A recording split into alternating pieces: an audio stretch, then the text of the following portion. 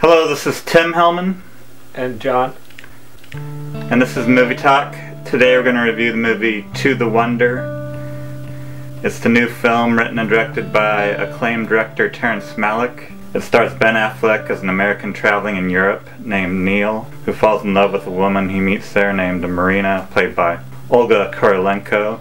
And the two move back to Neil's hometown in Oklahoma with Marina's daughter, and Marina befriends a priest who's a fellow exile played by Javier Bardem, and Neil reconnects with an old high school girlfriend played by Rachel McAdams. The film was shot without a script, and it's played out with very little dialogue and only uses abstract philosophical voiceovers to narrate its story, which doesn't really explain much. The voiceovers are just saying almost over and over, I'm really in love, I'm really in love. Oh, yeah. And then at a certain point they're like, okay, well, we're not in love anymore. I'm in love, but no, I'm sad now. But you don't know why she's sad or why they're fighting. They're just suddenly fighting. Yeah. So, what'd you think? I was disappointed overall. Yeah. You're a big Terrence Malick fan, right? Yeah. Almost anyone that likes film likes Terrence Malick. Yeah. He's one of the most respected directors there is, pretty much. Tree of Life I liked a lot. That's my favorite of his. Okay, yeah. A lot of people like Badlands and Days of Heaven, his first two, but Yeah. I like Tree of Life. I think I like those two more. Probably more, but...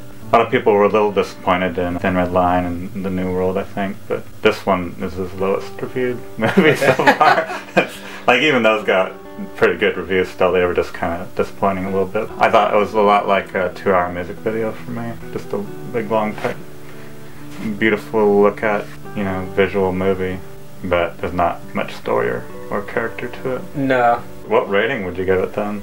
I'm gonna give it a 2. Out of 5? Yeah. That low? You'd say don't watch it then? Yeah, I mean, depends what you like in movies, but yeah. If you like Terrence Malick's movies, I would watch it, but yeah.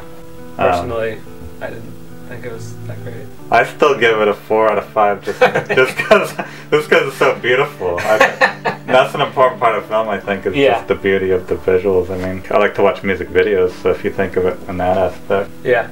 Part of the problem, I think, is with directors that are as huge as him, they get too full of themselves and they get complete control of their movie. Like the studio doesn't try to tell them anything anymore, and then they get way too self-indulgent lots of times. And film is a collaborative art form, so even though the director is the main vision behind the movie, you still collaborate with other people. Yeah. I like to say he's kind of like a more artistic Michael Bay. I really like Michael Bay's movies too, actually. I mean, they're guilty pleasure, but definitely not fine cinema. He just apologized for Armageddon, I was reading online. But then he blamed it all on the studio. Is it really an apology when you just blame it on someone else? And I even liked Armageddon, so...